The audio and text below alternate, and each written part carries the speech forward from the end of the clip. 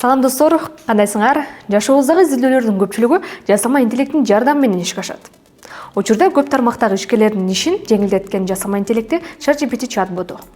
Колдонуучулардын суроосуна жооп берип, ал тургай презентация, дипломдук иштин планын түзүп берип, конспект, сценарий жазып берип, көпчүлүктү таң калтырган. Азыркы тапта ChatGPT чат-ботунун атаандашы кытайлык DeepSeek чат-боту дүйнөнү дүркүрөтүп жатат. Алдыда кененирээк айтып берем. Көпчүлүк белгилүү инсандар эки чат-ботту салыштырып, кимиси күчтүү экенин айтып жатышат. Эки жасалма интеллекттин кыргыз тили түшүнөт. Биз Кыргызстандын гимнин сурап, эки чат-ботко жазып көрөлү. Алгач ChatGPTден сурап көрдүк. Анда биз сураган Кыргызстандын гимнин эмес, башка эле ырды жазып берди. Ошол эле суроо менен DeepSeek чат-ботуна жаздык. Чындыгында эле туура жазып бергенин көрүүгө болот. Эки жасалма интеллекттин бири-биринен айырмасы кандай? ChatGPT чат-ботунда үн аркылуу суроо берүү функциясы иштелип чыккан. Ошондой эле ар тармактагы кызматтардын жардамын кошуп койгон.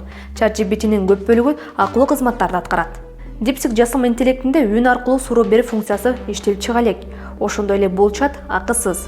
Дүйнөнүн көңүлүн бурдуруп жаткан жасалма интеллекттер тууралуу кыскача маалыматтар менен бөлүшөлү. ChatGPTнин машыктырылган генеративдик трансформер чат-боту OpenAI компаниясынын өнүмү 2022 жылдын 30 ноябрында жарыяланган. 2023 жылдын январына карата ChatGPT колдонуучулардын саны 100 миллиондон ашып, OpenAI'нын баасы $29 миллиард бааланган.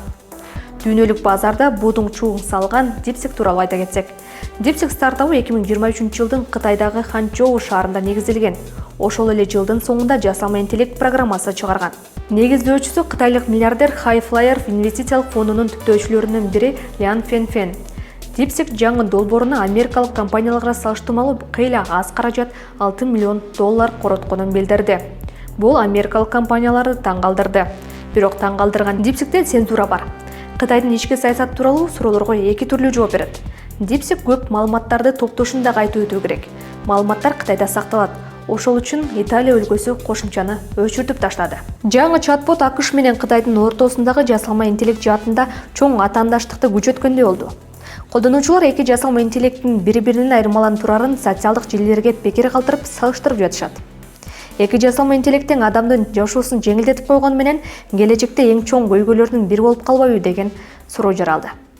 Сиз жасалма интеллекттин кайсыл бирин колдоносуз? Аны комментарий бөлүмүнө жазып өтүңүз. Жакса лайк басып, бөлүшкөндү унутпаңыз.